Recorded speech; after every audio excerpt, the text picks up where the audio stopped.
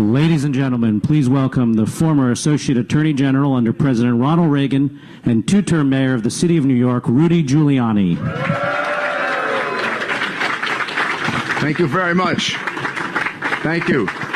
I'll just be very brief. I'm here to introduce the President of the Polish American Congress, who needs no introduction to you, Frank Spula.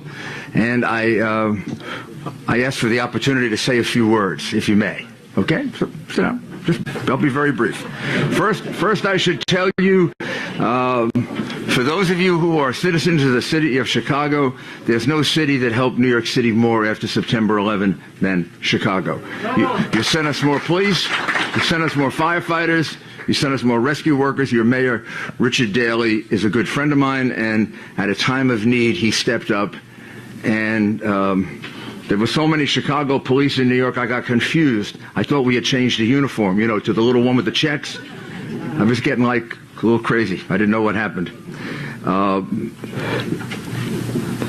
Donald Trump is here today because of his love of the Polish community.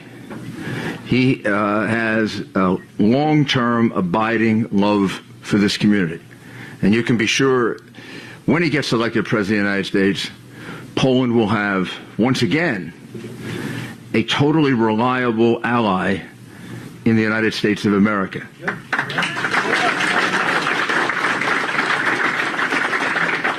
One of the acts that I have condemned the most of the current Obama administration, done when Hillary Clinton was Secretary of State, was the reset of the relationship with Russia. Because in resetting that relationship, she gave up what my president, the president who's my hero, she gave up his dream of a nuclear defense of Poland and the Czech Republic. And in return for that, as she did for so many other deals, Iran, Iraq, she got nothing for the United States and nothing for Poland. No guarantees of non-aggression, no guarantees of lessening up on the deprivations of human rights that go on in Russia, or the killings. For that, I once asked Secretary Gates, who was the defense secretary, I said to him, that agreement has always troubled me, Secretary Gates. We did a panel together in Los Angeles 6 months ago. I don't understand it. First of all, from a geopolitical basis, I don't understand it. Why would we give up the nuclear defense of Poland and the Czech Republic when we now know it works? What about the Iron Dome in Israel? You know, back when Reagan announced it, they made him into like a nut for doing this. Turns out Reagan was right. If a missile can shoot down a plane, a missile, if it's better, can shoot down another missile. It doesn't take a rocket scientist, excuse the pun, to figure that out. Even a stupid lawyer like me can figure that out. But the New York Times couldn't, and all his critics. So the Obama administration began, I believe, double-crossing Poland and the Czech Republic with Hillary Clinton, a prime architect. And no matter who was running on the other side, you do not have a trusted ally in either one of the two of them, because they took away from you what was promised to you, a nuclear defense of your country. If you elect Donald Trump, you will find a man who understands that Poland, unlike some of the countries he's pushing a little for a little more money, Poland pays its bills to NATO. You should be proud of that. Not only that, he's proud of you for doing it. So he'll defend the NATO treaty. It's a solemn obligation of the United States. Yes, he's going to push some of the people that aren't paying their fair share to pay more. But that doesn't mean he doesn't understand his solemn obligation, which is if any member of the NATO alliance, all 28, if any one of them is attacked, we all come to each other's defense. Right. Second, he is going to do, again, what Ronald Reagan did. He's going to rebuild our Army, our Navy, our Air Force, our Marines. This president and Secretary Clinton want to decimate our military. So he will take our troops up to 540,000. Obama wants to take them down to 420,000. Active troops. We're over 1 million with reserves. That'll take the reserves up to 1.3. Number two, he's going to take our Navy, which they are decimating. They are ruining our Navy. We're going to go down to 240 ships. I'm not even sure we can patrol the Atlantic with 240 ships. We certainly can't patrol the Atlantic and the Pacific, and we're supposed to be a two-ocean Navy. He's going to build our Navy to at least 350 ships, which is where it has always been, that allows us to go into the South China Sea and push China back It allows us to come in the middle of what's going on in the Ukraine with an aircraft carrier so we can push Putin back. And I want you to know one final thought about Mr. Trump. I know him for 28 years. And I know there have been some remarks about Putin and all of this. He doesn't know Putin. He's never met Putin. Will he negotiate with Putin? Yes. Did Reagan negotiate with Gorbachev? Yes. But he's going to negotiate with him from a position of military strength that dwarfs the Soviet, I'm sorry, Russia. He will negotiate with peace through strength. I know Putin. That'll make a difference. He's a bully.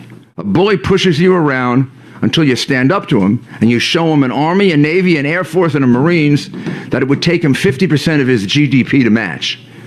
And we cost us only 5%. Donald Trump gets it. This is a man who knows how to negotiate. I've never seen him lose a negotiation. It's going to be a lot better than a permanent government bureaucrat like Hillary Clinton, who gave away Poland in one of her first acts in office, or the community organizer who's presently in the White House. So please support Donald Trump. You have a great leader in Frank Spula. The conversation upstairs was enormously enlightening for Mr. Trump and will help him greatly in his understanding of the issues with Poland that are there, but they're all issues between friends. We have no disagreements. These are things that can be solved by a person like Donald Trump, who's a doer like that. So I think working with Frank and many of the people in your community, we can put Poland and the United States back on the track that it used to be, not where we've gotten off track, where you can count on us as your defender, and we can count on you as one of our best friends. Thank you very much. Frank?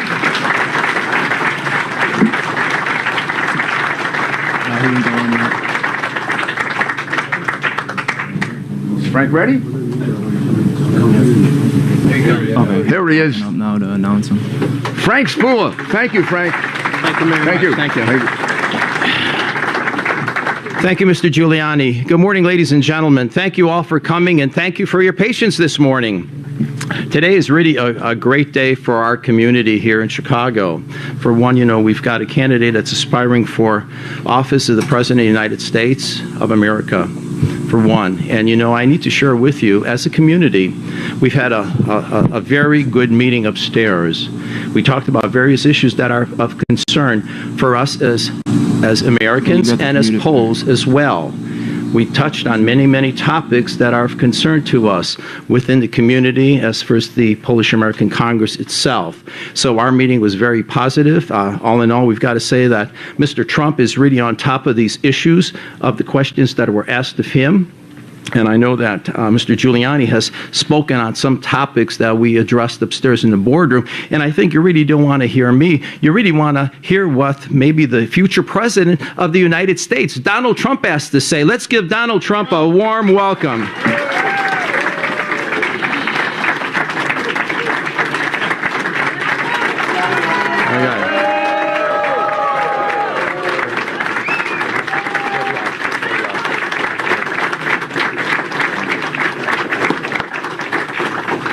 Thank you, everybody, very much. Great honor. Please sit down. Thank you. So we have a very interesting race. We've had some amazing days. I love the debate. I love the process. Something very beautiful about this process. The American way, but it's a lot of different ways. But there's nothing like what we're going through. It's very exciting. And to have so many Polish Americans on my side, been friends of mine for many years. I've had so many friends. They've been so loyal to me from Poland, some living in Poland now, but mostly from Poland. And the Polish people are great people. These are great people. And if I get elected, believe me, we take care of all of our people, all of our people. But we do have a very, very special place, because Polish Americans, what you've done for this country is really incredible. And I don't think, frankly, that people know the great sacrifices that you've gone through. And Frank and the whole group have done an incredible job. Even just coming to this building and seeing how well organized everything is, how beautiful it is, how clean, how you open it up to the community, Frank. It's amazing. So I just want to congratulate you, and I want to thank you. Thank you. I just met many of your leaders and representatives and your press, and I thought I'd say a few words. I wrote down a few words about Poland and my thoughts on Poland, and also on what's happening with respect to the Polish Americans. And I think it'll take a second, and I'll read it off a little bit to you because it's very important. To me, it's very important. It's an unbelievably important community. So I'm honored to be here with the Polish American Congress, and I pledge to you a Trump administration will be a true friend to Poland and to all Polish Americans. And I have to tell you, and I don't think you people will be insulted to say, and if I say, we're going to be a friend to everybody, we're going to be friendly to everybody. You heard about the deplorables, right? This is going to be one of those deplorables. We're going to be a friend to everybody. And if they don't like me, they will end up liking me, all right? I'll be a friend even when they don't like me, but they will end up liking me when we produce, because we have politicians that don't produce. It's very simple. And Poland has been such an incredible friend to America. And since our founding, if you look, it's been one of our great, great relationships and so important. Strong ally for freedom. During the Cold War, Poland kept the flame of freedom under communist oppression. And it was a beacon. And Poland provided 28,000 troops in total over the years to assist the United States in Afghanistan. That's a lot of troops. 28,000 troops for Afghanistan and Iraq in the hardest fought regions. And plenty of suffering, plenty of suffering. One of the things I wanted to do is mention your very brilliant head of the Chamber of Commerce, Anna, who's just stand up, Anna. It was very important. Who's going to Poland tomorrow, but she said, Mr. Trump, would it be possible for you to say something about small business? And in particular, because people want to come in, they want to open small business. And I said, well, the most important thing we can do is taxes, but really maybe even more important than taxes are regulations, because the regulations in our country have become so horrible, so cumbersome, so bureaucratic that it's really becoming almost impossible to open a small business, whether we're dealing with Polish Americans or whether we're dealing with any Americans. It's a horror show. And also whether we're dealing with small business or big business, even to expand business is it's very hard. It's almost impossible in many cases. So we're going to make sure that when people come into the country or when people are already in the country, they're going to be able to open their business. And also we're cutting taxes massively. The thing that amazes me is that if you would have told me this, I wouldn't have thought, we're cutting business tax tremendously for small business and for all business because we want jobs. We're going to have a job growth like we've never seen. I'm very good for jobs. In fact, I will be the greatest president for jobs that God ever created, that I can tell you. I'm very strong on jobs and the economy. I built a great, great company and some of the most incredible assets, real estate assets anywhere in the world, and some other assets. But and I understand putting people to work. And if you would have told me this would have happened, I think the mayor of New York, Rudy, who has been so incredible as a supporter. We've had such great support, but Rudy's been really out there. He was a great mayor. I think Rudy would understand this very well. Some of the people in the audience would. So we're doing this massive tax cut, and yet, in my opinion, almost 100% of the time, people that want businesses and want to expand businesses or start new businesses are much more excited about the regulations being cut, because the regulations are making it absolutely impossible. The taxes are terrible because they're so high, they're so onerous, that they really make it very difficult. But I think that people are more excited about the massive cutting of regulations that we're going to do. And you need some regulation. For safety, for environment, you need some regulation. But we're going to be cutting tremendous amounts of red tape and regulation. And I would never have thought that they're more impressed with that they consider that to be more important than the cutting of taxes. Because in one case, you know the kind of money we're talking about. In the other case, it's a little amorphous. You don't know. But they're very excited. So, Anna, we will take care of that situation. And I think you and all of the people that you're representing would be very happy. Okay? Now, as president, I will honor Poland's sacrifices for freedom. We're committed to a strong Poland, very committed, totally committed, and a strong Eastern Europe as a bulwark for security and liberty. Campaigning for his wife, Bill Clinton, attacked Poland, saying democracy is too much trouble, which was an interesting statement, wasn't it? Democracy is too much trouble. And for Poland, apparently, because he disagreed with Poland's opposition to bringing in refugees, and yet his wife wants to bring in refugees from Syria at a rate of 550% more than Obama, who's bringing them in by the thousands and thousands and thousands. So Bill Clinton made that statement, and he talked about for Poland. And all of the time I'm talking about we can't allow people to come into this country from other parts of the world that we don't know who they are, where they come from, what their intentions are. And all you have to do is take a look at what happened, whether it's in New York or whether it's in San Bernardino or whether it's in Orlando, or frankly, you can go outside of the country very nicely also, Paris and Nice and all of the different places. Germany, look what's happening in Germany. It's a disaster. And yet Bill Clinton will make a horrible statement like that concerning Poland. So Poland is one of the only 5 NATO countries that's actually paying 2% of GDP to provide for their defense, which is very interesting because I've been talking about it. So many of them are delinquent. They're in default, essentially, but they're delinquent. Poland is up to date. And what happened, as soon as I walked in, the whole group said, "We're up to date, we're up to date." They were very proud of it. That's the Polish people. That's it. They want to be proud. So we want NATO to be strong, which means we want more countries to follow the example of Poland. If every country in NATO made the same contributions as Poland, all of our allies would be more secure.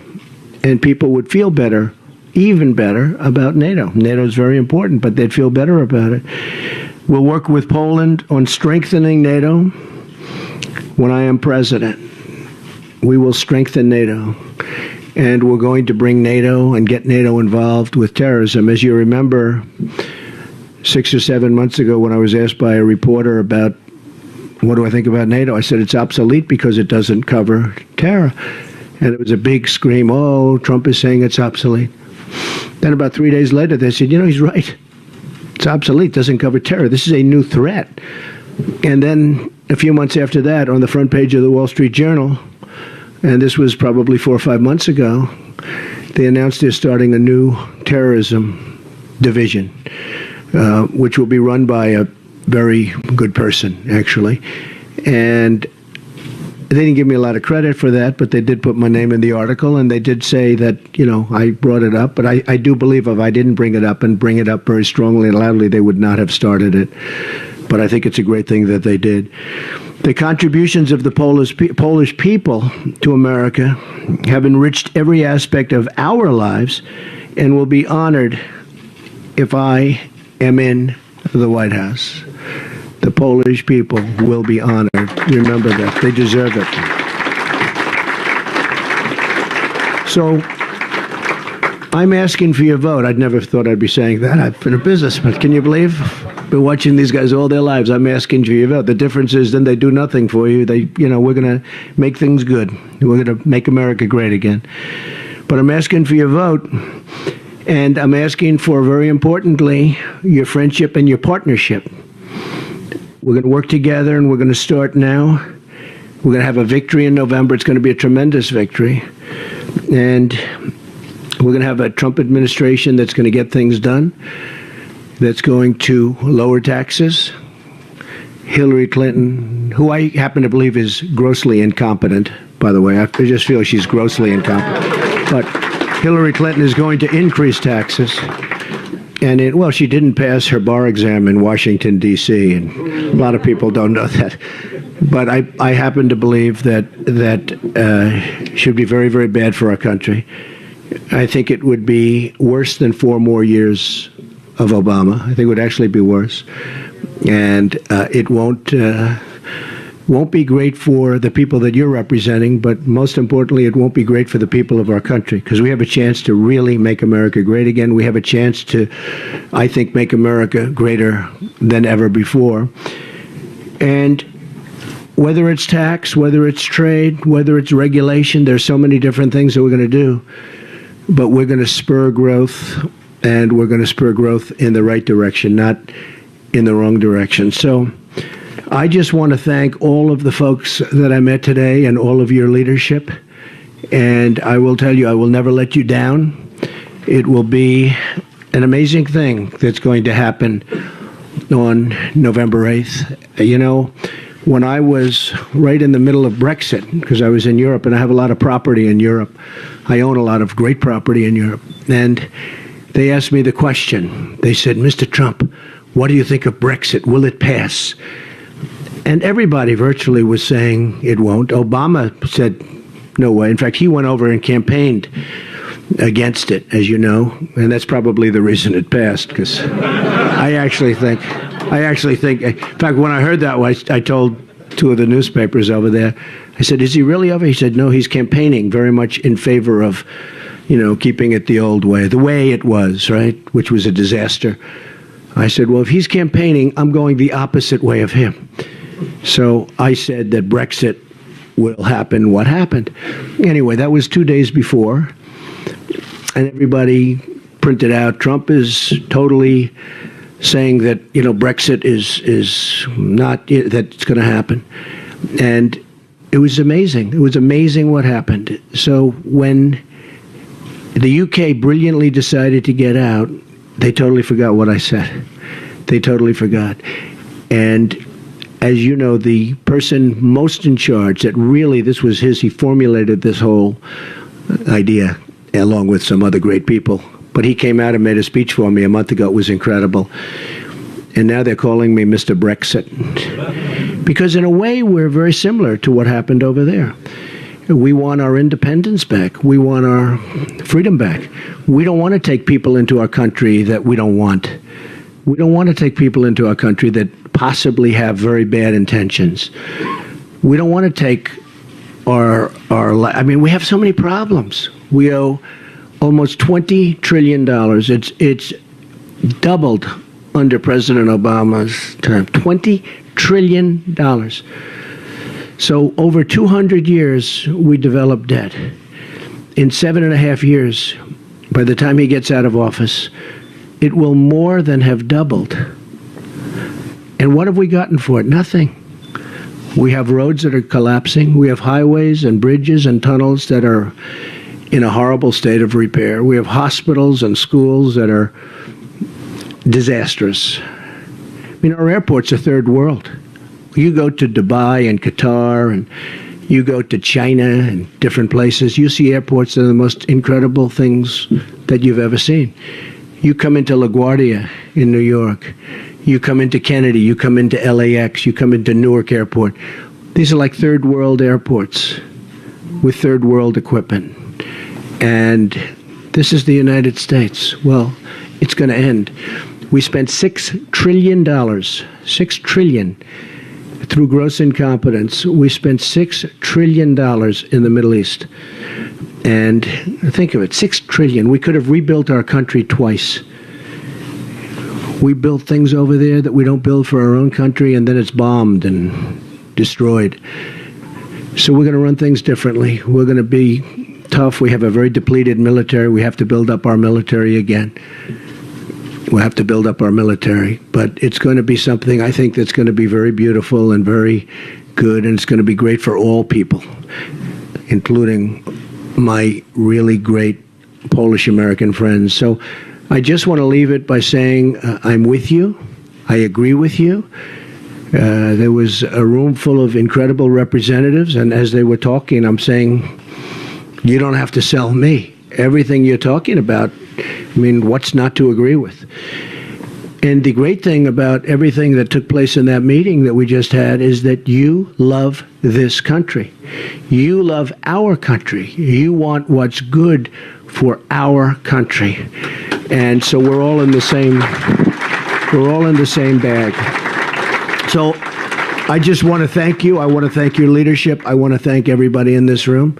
I hope that I get every single Polish American vote in this country. And if anybody's on vacation, come back immediately. One thing about the Polish people, when they go on vacation, they usually go to Poland, right? It's true, I know. They go to Poland. They don't go elsewhere, so get them back. But it's really been a great honor, and thank you all very much. Thank you. Thank you very much. Appreciate it. Thank you. Mr. Trump, on behalf of the folks in this room, on behalf of the Polish American Congress, Polish National Alliance, and all the organizations in this room, we want to thank you for taking time to meet with us, sharing your words of wisdom, and those illuminating remarks that you had made to our community. And those comments that you made, we are a Polish and we're a very proud group. Going back ever since we came to Jamestown back in 1608. We're a group. We were part of the original immigrants that came here, so we're really proud of our culture and our heritage. And thanks for sharing those statistics with us as well. Those were really shocking to us, I think, to many of us in this room. And on behalf, we'd just like to wish you good success in your campaign. All the best to you in your campaign, and hopefully you'll be the next president. God bless you. All the best. This is a tradition that we sing. 100 lat means good luck to you, Mr. Yes, Trump. I know. Lat, 100 lat, niech żyje, żyje nam. Jeszcze raz, niech...